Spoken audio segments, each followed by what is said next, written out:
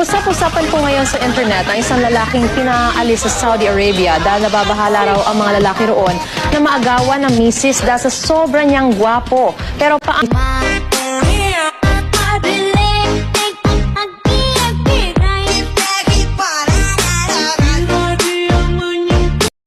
lakas makapogi points nung lalaking panayang share ng tips. Viral pogi ngayon ang kwento ng binatang ito na ipinagmamalaking gumwapo raw siya kahit hindi siya niretoke.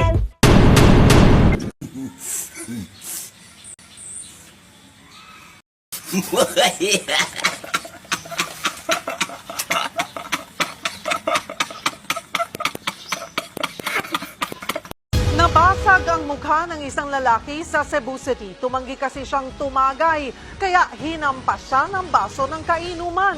Nasa frontline ng balitang yan, si